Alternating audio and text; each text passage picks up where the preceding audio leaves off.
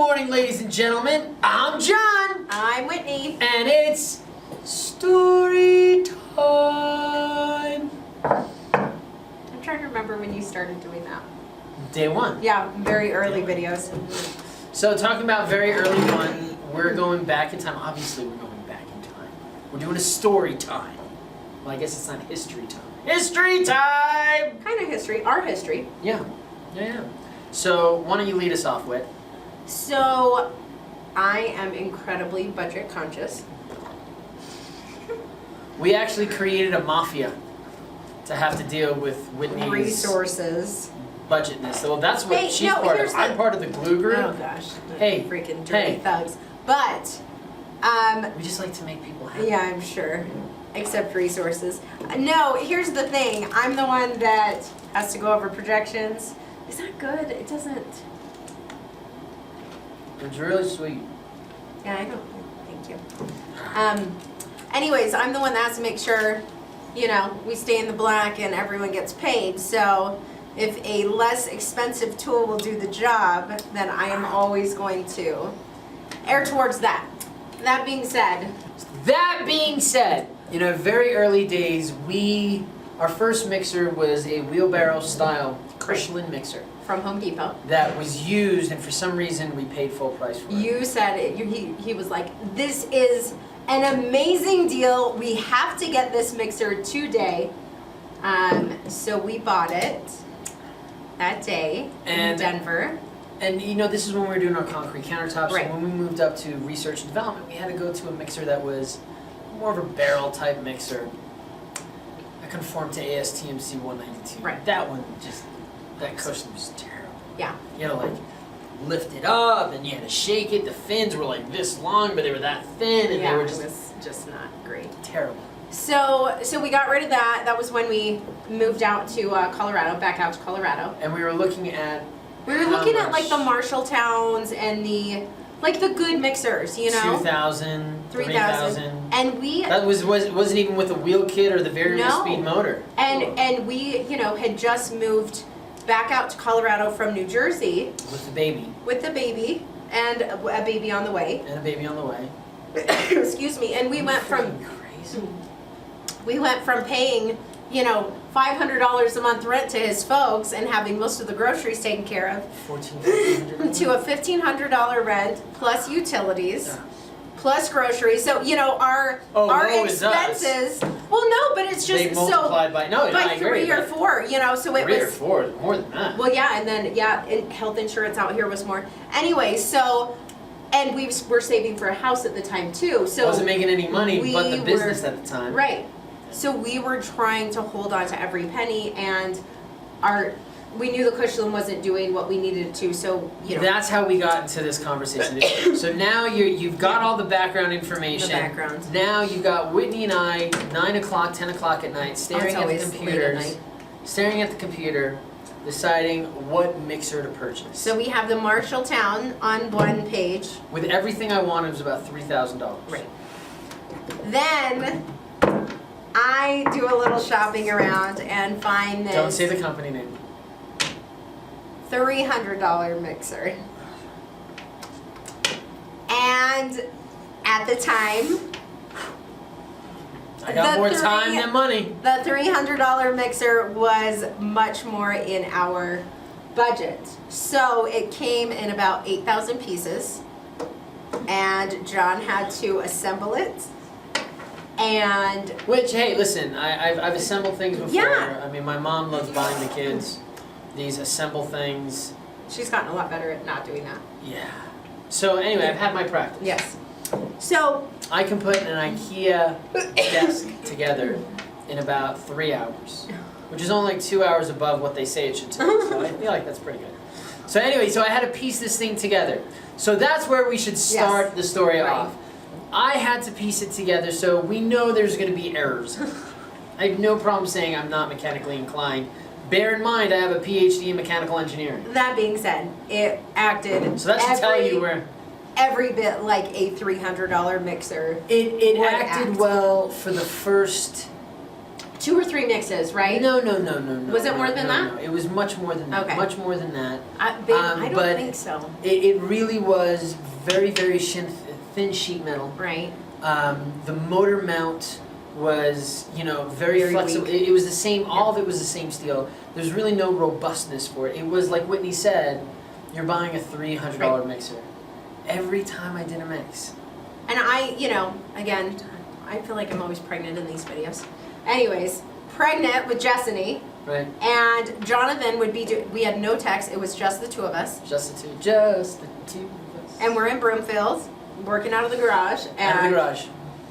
And John would start screaming, Help! The mixer, the belt. would slide off. And so at mid-mix, concrete in the mixer. So he would yell for me, I would come out, I would hold the motor, and John would take it all apart and put the belt back on. But because the mix had settled down, you had to restart it. It would and it would roll Oftentimes over, fall pop back the off. belt off. So, and again, mid-mix, so it was just, there's a time crunch, a lot of extra stress with that. It was the last time. Yeah. So Whitney and I had a board of advisors, a very big board of advisors, of trusted folks who we went to for advice early on. This was when we were living here. Oh, when we bought Big Blue? No. When it was the last straw. Oh, yeah. It was here. I was using 2 mixers. Uncle Richard's, Right. which he bought in the 70s, which was An amazing mixer still. is an amazing. Is that a Marshalltown? It's something that's one of the One of original those, yeah. companies. So we had that one, and I was running 2 mixes side by side, and I got the mix in Uncle Richard's mixer done, and out of the mixer within 6 minutes, 8 minutes, 8 minutes, right. and 30 seconds. Right. Based off of getting it out, and cleaning it out, and with the mixer, or excuse me. I'll let me leave take it. that. Sorry, you shouldn't have said that. With the $300 mixer, it took me like half an hour. And at that point, I had to throw the mix away. Right. Because it just was well outside of the time. And that was the thing. That it wasn't just a loss of time, but it was also every time I exceeded the time that it was allowed to be in the mixer, I kind of had to get rid of the mix. Right. Not kind of, I had to get rid of the mix. So we were wasting a lot of time and a lot of money. Right. And I finally spoke to one of my advisors. He's like, well, how many times has this happened? Right. And I said, do you mean in the last month or the last 6 months? And he goes, end of conversation, John. Right. At that point, with the amount of times that you had to throw mixes out, re-dry the materials or re-burn the materials, and you could have bought 2 or 3 of those more expensive mixers. And that's kind of a tough lesson that I've had to learn, because I always err on the bargain side. And the tough thing is, John is on the opposite side. I'm doing the work. No, it's not that though, babe. It's you want one that does the job and some. And some. You want the bells and whistles. I want the fancy speed. And so like the Marshalltown, you don't need a variable speed mixer. Right. So we have, I feel like, gotten a lot better at coming to more of a middle ground where not the cheapest, but do we need the $2,000 or do we need the $5,000 mixer, or will the $3,000 mixer do the job just fine? Yeah, and so. I think it's also showing you the return on investment for things. There's a video that we have on the abrasion resistance. Right. And that was probably the fastest return on investment I've ever gotten on a piece of equipment. That one was very fast. And it was just because I was so hungry. I so wanted to prove Whitney not wrong, but prove to her that this concept works. Maybe it was a little kind of. But yeah. But I think that first day that we ran 108 samples. Oh. My dad had to actually come out. He shut it down at 10 to the courtyard. He said, "I'm done. He's like, shut it down. You've been going for 14 hours." He's like, "You are done today." It's just such a setup. And that's why I just wanted to we didn't get 108 done. We had to do 108. Yeah. And we had gotten like 60 or 70 done. It was a lot. Yeah. So we had to do the next set. Yeah. Anyways, there were just a ridiculous amount of samples. So. Anyway. Yeah. Moral of the story? More of the story is when you're buying your love a Christmas tree to take the optical fibers out, make sure she's on an errand so you don't get into trouble.